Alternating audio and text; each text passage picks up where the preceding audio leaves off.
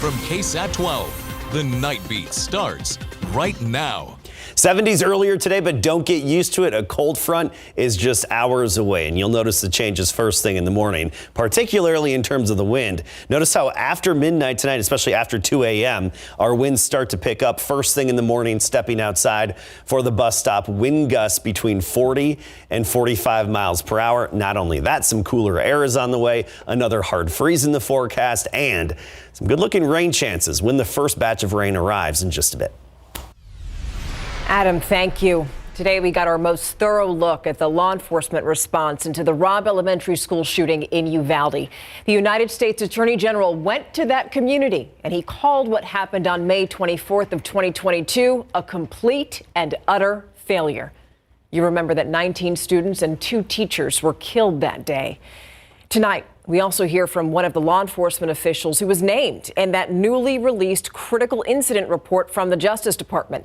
And he's defending his actions on that terrible day. I got there 16 minutes later. I entrusted in the man with the gold badge. That's Uvalde County Sheriff Ruben Nolasco shifting blame to former Uvalde CISD Police Chief Pete Arredondo. Many of the details in that newly released report confirmed what the families of the victims and survivors have been saying for the last 20 months. Our KSAT team has been digging through the nearly 600-page report all day. And as Lee Waldman reports, many are hoping that this new information we're getting spurs accountability. It is hard to look at the truth that the law enforcement response on May 24th was an unimaginable failure.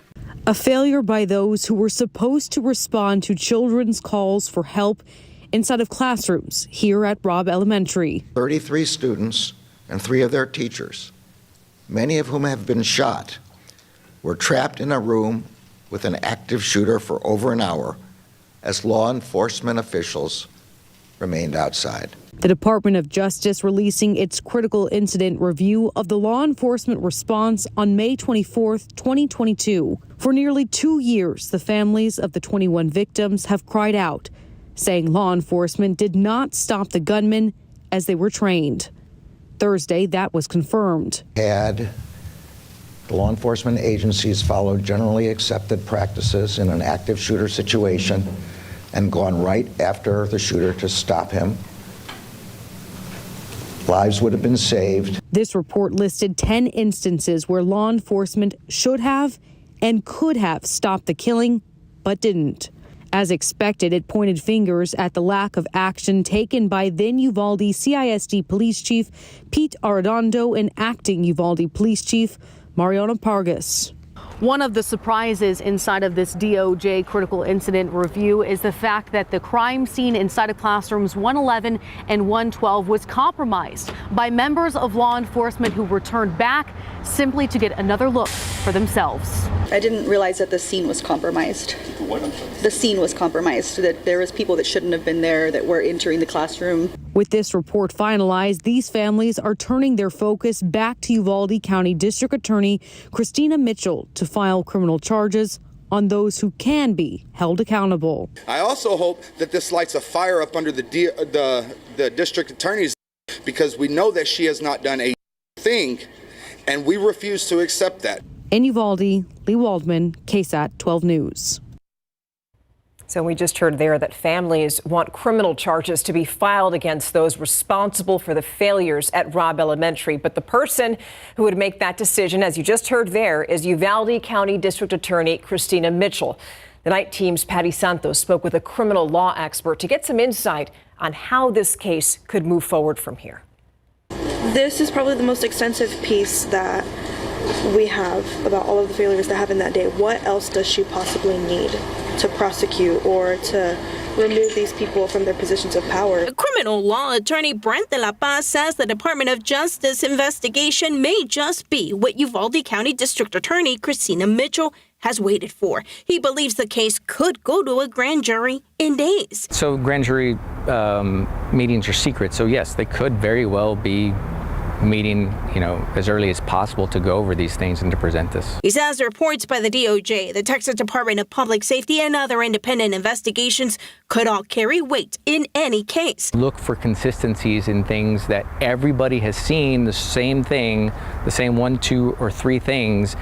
That at least carries weight going forward and moving forward with the charges. De La Paz didn't want to speculate on what type of charges could be brought, but says misdemeanor and felony charges are options. There's a 2-year deadline to file civil and some misdemeanor charges, but he explains there's more time for some felony charges. Good morning. The U.S. Attorney General's visit could be a sign at how serious potential charges could be. And any guesses on who might be charged? I mean, there's some people that are named and some people that are not.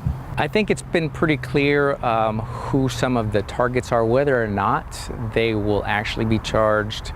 That's a local decision. He understands why criminal charges would bring solace to families and the community, but he cautions a true resolution in the courts could take years. It could be a long waiting process because of the statutes. Patty Santos, KSAT 12 News. There's so much to unpack with today's extensive DOJ report, so we're breaking it down for you on KSAT.com. Just look for this article to stay up to date with all new developments. We all have to say, if you read the details in that report, it's really tough going through all of that. From people who were directly affected by the shooting to many of you who've been following the tragedy. And if you're dealing with anxiety, depression, or stress, it's important for you to communicate those feelings and emotions. Marian Sokol is the CEO of the Children's Bereavement Center, and she says that people often feel powerless after tragedies like the one that we saw in Uvalde. But instead of focusing on what you can't do, she recommends that you give back to people that you can help. Today was really painful, just listening again to the newscast. Any parent just listening, it would be really difficult because you identify so much with these children. And the parents and the families. Now, if you need help, you can get it. One place is the Children's Bereavement Center or the Ecumenical Center. Also, United Way's 211 Healthline also offers assistance 24/7. So that's another option for you. And that last story that we just shared with you reminds us that a lot of people simply don't have the mental health care that they so very need. Well, right now, Congress is actually pushing for a bill that would change that. We're talking about the Securing Facilities for Mental Health Services Act. Right now, it does have bipartisan support in the House. It's aimed at expanding mental health care services across the country by allowing inpatient psychiatric hospitals to apply for mortgage assistance, which is something that they can't do right now. That assistance would get those facilities more funding. And if that bill passes, supporters say it would then allow those psychiatric hospitals to add beds for mental health patients. When you're sending someone who has a significant mental health crisis back out onto the street, if they were initially seen in an emergency room and we're sending them back out of the street, it's just a matter of time before they harm themselves or perhaps worse yet, others, and they may end up in the legal system. We need to treat the condition. This is no different than having a broken leg. So you just heard from Minnesota Republican Congressman Tom Emmer. He introduced this bill along with New York Democratic Congressman Richie Torres. In 2021, the National Institutes of Health released a study that revealed that the U.S. has 21 psychiatric beds for every 100,000 individuals. Not enough. The same study says that that's actually 40% fewer beds than what we actually need right now. Switching gears now. You remember that scene? Who could forget it? It's what it looked like on Quintana Road in June of 2022. 53 people died after being smuggled in a tractor trailer. Today, KSAT has learned that a 31-year-old man pleaded guilty to his involvement in that tragedy. And his name is Riley Covarrubias Ponce. He was part of a group that was helping transport a group of migrants from Laredo to San Antonio. You remember that truck stopped on Quintana Road and the migrants were left in that hot trailer without ventilation, without water. 47 adults and 6 children died from their injuries. Covarrubias Ponce now faces life in prison. So now that takes us to the border, where last night state authorities started arresting adult migrants at a park along the Rio Grande and Eagle Pass. The Texas Department of Public Safety posted videos of those arrests on social media. Lieutenant Chris Olivares says that this is the first time that migrants have been arrested at Shelby Park since the state took custody and control of the area a week ago. Those migrants are being charged with criminal trespassing. Now, Bexar County jurors heard a confession from a suspected murderer. Hilson Abelard Rodriguez is on trial for the 2018 murders of Nicholas Milanovich and Julia Wright.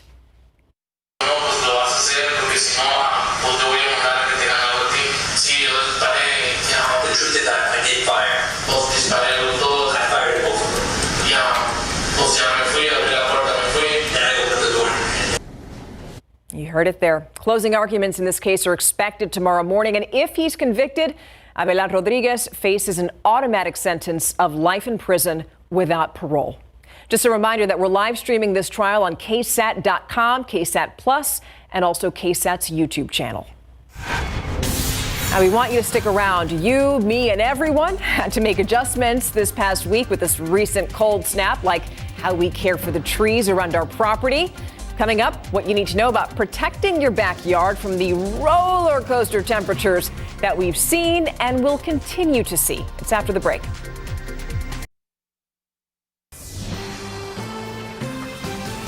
I'm so sorry that I have to tell you this, but we are not done with the cold weather. In fact, South Central Texas will continue to ride that roller coaster of temperatures. So before we head into our next cold snap, arborists really want you to check your trees. The night team's Avery Everett shares those recommendations and what one hill country city is doing to stay on top of those temperatures. On this tree here, you've got that branch right there. It's broken in half. That's just something waiting to happen. And Chris McCombs says there are more branches across San Antonio on the brink of breaking. Go out and inspect. The tree care expert says trees can only take so much. And winter in South Central Texas is far from finished. Trees are pretty resilient, but anytime the ice or snow comes, it's not something we're used to here. With another cold snap on the way, McCombs is warning people across our area to take an extra close look at their trees. There's a lot of things you can do to prevent it. Experts say you can start to see for yourself where some of these breaks in your trees might actually be happening. And it all comes down to this: 3 simple tips for checking on your trees. First, take a look for any buildup of extra fungi. You should also be looking for any cracks in the tree trunk itself, and then also look for missing pieces of bark, because that could mean it might break. The biggest concern of trees breaking is power outages, something the city of Fair Oaks Ranch says is all too familiar. We had a significant outage throughout the city. Problems from last year's ice storm pushed this city to be more proactive. Now it's working with CPS Energy to trim more trees. In order to mitigate some of those trees, freezing and hanging down and causing some of the issues that they experienced last year. Generally, when we're going to lose power is a down tree due to neglect. McCombs says by taking the time to check your trees now, our community might be less likely to feel those long-lasting impacts from yet another freeze. Avery Everett, KSAT 12 News.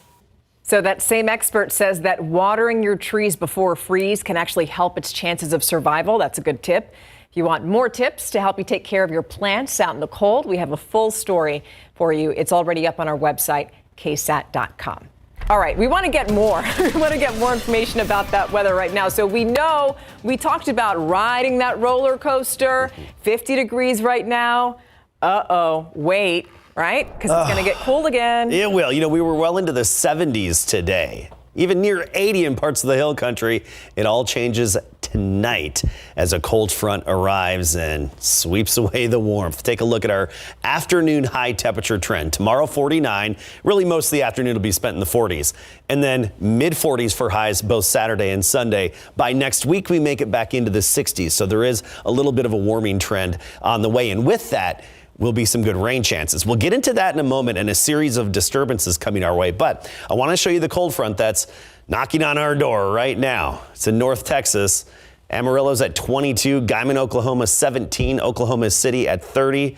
The core of the cold air is up in the Northland, parts of North and South Dakota right at 0 degrees. We're just going to get clipped by this Arctic air mass. There will be a hard freeze Saturday morning, but it's not going to stick around. Temperatures right now, 44 Rio Medina, 43 Bernie Stage, 49 officially at the airport. Tomorrow morning at 7 a.m., we're talking mid to upper 30s for most of us. The exceptions will particularly be in the hill country. Bernie 31, even Bulverde at 31 degrees, Comfort 30, Kerrville 29. So a brief light freeze in the typically cooler locations north and west of San Antonio. It's more than just the chill in the morning, though. We're going to have those gusty winds I was talking about earlier. Winds gusting up to 45 miles per hour at times, especially through the noon hour. That means it'll feel like we're down in the 20s periodically during the morning tomorrow and even into the midday. 45 at noon, 49 the high temperature, and then the wind really pumps the brakes by tomorrow evening. But overall, right near 50 tomorrow, so a good 20 to 25 degrees cooler than what we had earlier this afternoon. Let's get to the good news here. We have the rain on the way. We've got confidence in this pattern. I like what I see. And overall, you're looking at some pretty good intermittent shower activity starting late Sunday, peaking Sunday night, then off and on pretty much all of next week. Anywhere from 60 to 80% chance from Sunday night through most of next week. Here's the big picture. Big upper level swirl near Alaska, just south of Alaska. Beautiful upper level system, beautiful swirl here, especially when you look at the water vapor imagery. We'll take a look at that tomorrow. I'll show you more of that when we have time tomorrow. This is going to send a series of upper disturbances our way. The first one comes late Sunday. With that, likely some pockets of heavy rain and even some non-severe thunderstorms Sunday night into very early on Monday morning. That's probably the time frame when we'll get some of our heaviest rain out of this pattern, or shall we call it parade of disturbances, as I titled it. The next one comes in Tuesday and lingers into Wednesday, and then another one likely digging into Mexico, putting us in the sweet spot for Thursday and possibly even lasting into Friday of next week. So a parade of disturbances are likely. Overall rainfall accumulations, of course, will vary significantly across our area. But right now it looks like along and east of I-35 is where we'll have the highest potential of over 2 inches. And actually, I was just looking at the latest model guidance that's coming in this evening. It literally is coming in right now. And just enough was in to move this bullseye a little bit westward, even over San Antonio, where we really need the rain, and we have that extreme drought in place. So bottom line for rain, the clouds move in Sunday morning first thing. Sunday evening, the showers overspread our area. Sunday night, some heavy rain, and then we'll see off and on showers scattered to numerous in nature periodically, pretty much all of next week. And here's the key.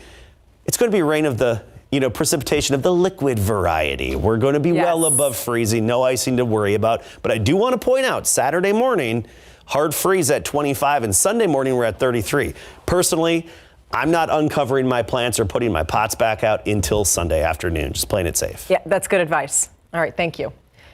Okay, we need to talk. So up until this point, the conversation had been, people had been asking whether Mike McCarthy was going to stay on as head coach of the Cowboys. Decision made, yes, he is staying. Now we're hearing from him. Yes, now we're hearing from him. And he said his meeting with Jerry Jones one-on-one really wasn't about him pleading for his job. It was more about them talking about just how the season ended and where they want to go from here. So Mike McCarthy never felt in danger when it came to his job, and he still believes big time in Dak Prescott. And how has C.J. Stroud changed since they faced the Baltimore Ravens back in Week 1 coming up?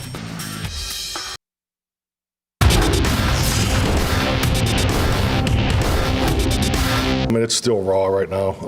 I'm still a little bit numb. Biggest regret? Well, not winning the game. Coach McCarthy and his boys are one and done again in big board sports. Football coverage brought to you by Davis Law Firm. Despite getting knocked out of the wild card round in the playoffs for the second time in 3 seasons, Dallas Cowboys owner Jerry Jones is bringing back head coach Mike McCarthy for his 5th year with the team. Dak Prescott will approve since he stuck up for coach after the Packers beat the boys 48-32. And Coach McCarthy clearly has Dak's back. Here's what he said when asked about Prescott during his season-ending presser today. I have unbelievable belief in Dak. I think he clearly has another step. I think this offense has suited him well. I think the things that we were able to improve on, it's a system built around making the quarterback successful. So the growth opportunity that we both see for the future is, was something that we are excited about. After beating the Cleveland Browns 45-14 during Wild Card Weekend, the Houston Texans are now getting ready to play at the Baltimore Ravens Saturday in the divisional round. These two met up back in Week 1. The Ravens protected their house 25-9. Texans rookie QB C.J. Stroud struggled that day back in September, but last week he was cooking against the Browns with 274 passing yards and 3 touchdowns. Stroud was asked, how has he grown since Week 1? I just think overall, every aspect of, just kind of just operating as an NFL player, it's different than college, especially off the field. Just having more time on your hands, and just really just being a professional, and I think my coaches have done a good job helping me along with like my vets and things like that. So just growing in a lot of different places. The Texans are practicing outside in the cold this week, and head coach DeMeco Ryans says that's a good thing because it's similar to how the weather will be in Baltimore. Last night was certainly a special one for high school wrestler Mia Taylor and her family. First, it was senior night at Veterans Memorial High School, and Mia was escorted by her mother, Courtney. And then Mia defeated an opponent from Wagner High School by fall in the first period to notch her 100th career win on the mat. She is now 130 in her high school career. We caught up with Mia after she had time to celebrate with her family and friends to talk about her achievement. I'm feeling great, honestly. It was a great little rush. I had so many fans and friends here to support, so I'm super excited. What did it mean for you to see that sign that was made for you to set 100 wins? Oh, it was amazing. Saying that you had 100 wins and actually kind of getting to visualize that is like 2 different things. So it was really awesome, truly. And talk us through the match. What happened out there? Yeah, most definitely. So recently, we've been working on setting the tone of the match really early on. I came into it with a faster paced mindset. I was ready to go out there, attack, get as many ties as I could, see if I could work the snap. And I was successfully able to get a hip throw, which was good. And then after that, I just went back to my offense, working my snaps until she was completely broken down. I was able to get my half in, so it's pretty great. And who was here tonight special to you that helped you celebrate? My parents, my mom and my dad were here, as well as so many friends. So, are you proud of yourself? I'm very proud of myself, and honestly, this is just the beginning, and I'm really excited for districts, regionals, and state. And we wish her the very best. Wemby says every basketball game has a purpose after the break. The Spurs are 0-2 on their current 5-game road trip after losing to Atlanta Monday and then the Celtics last night. During postgame in Boston, Victor Wembanyama says, yeah, losing is tough, but the Spurs are not giving up as they try to figure things out. Every game matters, even though we're losing 15-plus games in a row. Every single game we come on the court and it's like nobody's putting their head down, nobody's giving up. It's crazy because every game, every night is a hell of a battle, and it's very intense. And I would have thought before coming to the league that maybe some franchises or some teams, would be sometimes coming into games more relaxed or not caring as much, but it's not true at all. All right, the Spurs will play at the Charlotte Hornets tomorrow night at 6. Wemby will sit out that game, the front end of back-to-back games, before they play at Washington the next night. All right, thank you. Yep. We'll be right back.